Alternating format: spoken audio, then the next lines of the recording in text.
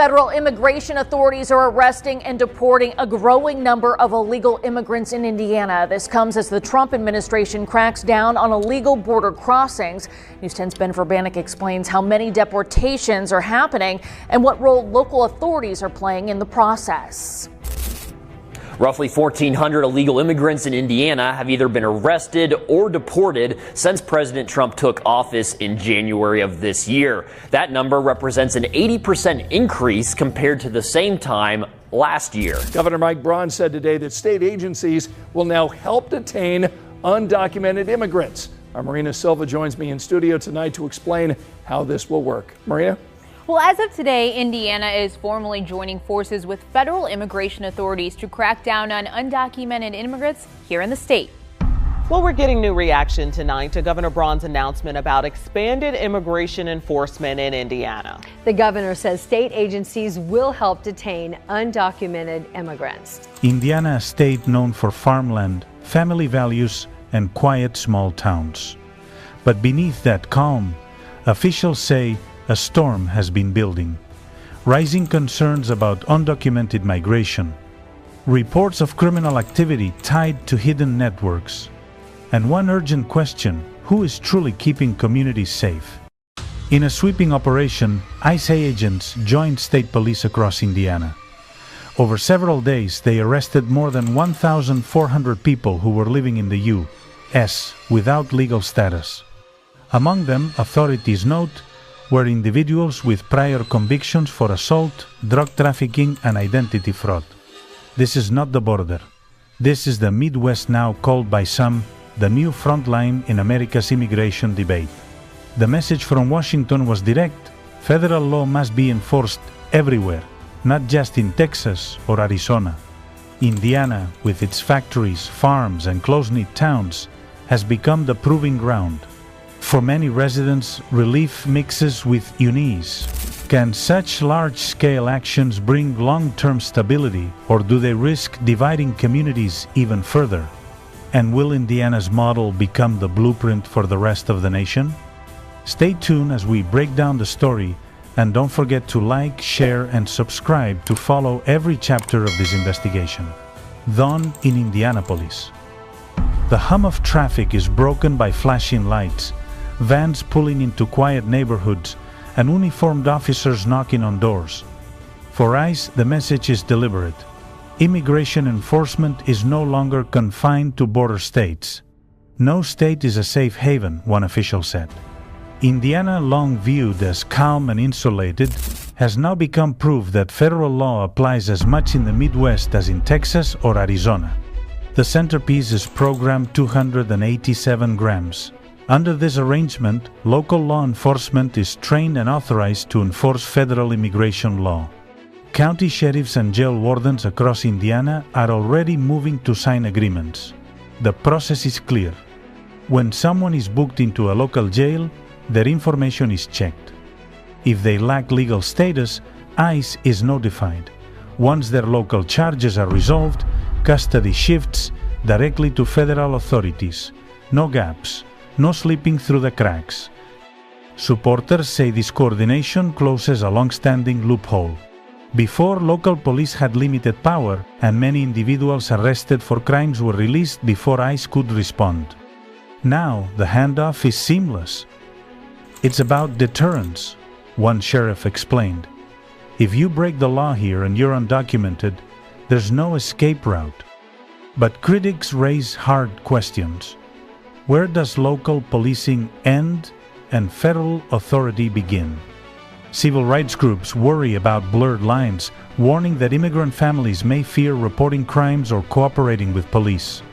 Could the same tools that target drug traffickers and repeat offenders also sweep up farm workers or long-term residents with no history of violence?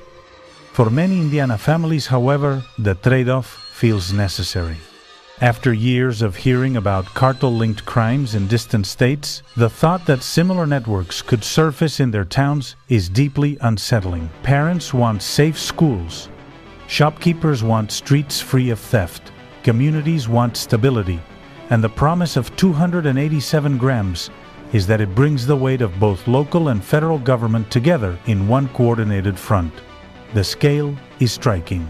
In counties that already piloted the program, jail intakes flag dozens of immigration violators every week. Statewide projections suggest hundreds more could face federal custody by year's end. Whether one views this as overdue enforcement or government overreach, the impact on Indiana's legal and social landscape is undeniable. So what does this moment represent? A turning point where cooperation makes communities safer, or the beginning of a deeper divide, where trust between immigrant neighborhoods and law enforcement erodes? The answers may shape not only Indiana's future, but the national debate on immigration enforcement for years to come. Camp Atterbury, January 2025. Once a military installation south of Indianapolis, it now serves a different mission, holding immigration detainees. Inside the converted barracks, rows of cots line the walls, and federal officers process paperwork late into the night. For ICE, this new facility is a turning point. No longer must detainees be transported hundreds of miles to other states. Indiana now has the infrastructure to detain, review, and transfer cases directly from its own soil. The numbers are precise. Capacity for more than 1,000 individuals at a time, cutting down wait periods and giving ICE a firm foothold in the Midwest. But with the new infrastructure comes controversy. Critics argue that using a former military base sends the wrong message, as if civil immigration enforcement is being militarized. Human rights groups warn of psychological effects when families see fences, guards, and a base once tied to warfare now used for detention. Yet supporters counter with equal force. Isn't the presence of this facility proof that Indiana is no longer willing to be a weak link? They say it's not about militarization. It's about efficiency and law enforcement capacity. The visual of Camp Atterbury is not symbolic aggression, they argue, but symbolic order. Then, the headlines shift from facilities to people, and one case in particular crystallizes the debate.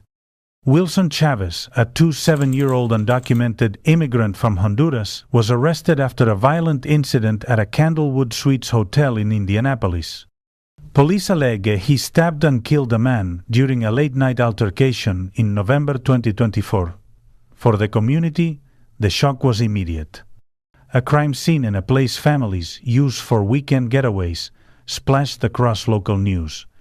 For ICE, it became the case in point they referenced when defending the expansion of 287 partnerships and new detention infrastructure. If systems had flagged Chavez earlier during a previous arrest for driving without a license, could the tragedy have been prevented? That question haunts public meetings and city council sessions across Indiana. Some leaders emphasize that every jurisdiction must have tools to identify and detain individuals before they commit further crimes.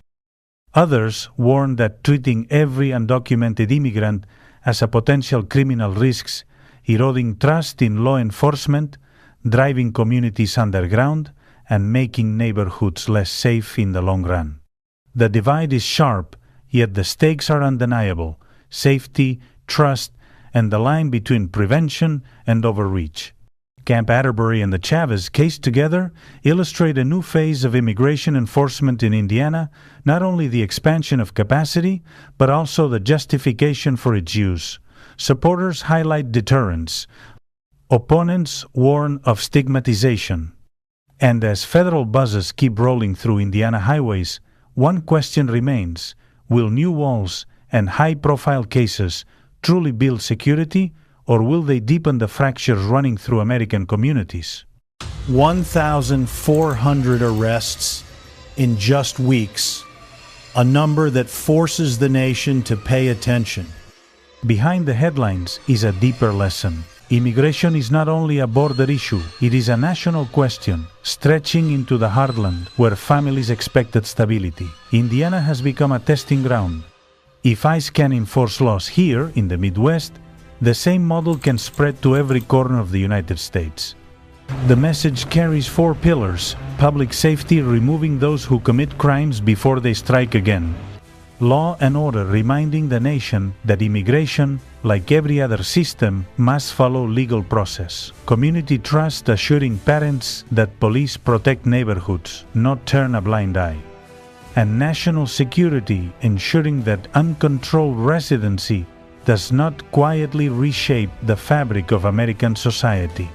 These are not abstract policies. They are real stakes for towns, schools, and local economies. Indiana is now more than a state. It is a symbol of where America could go next. A victory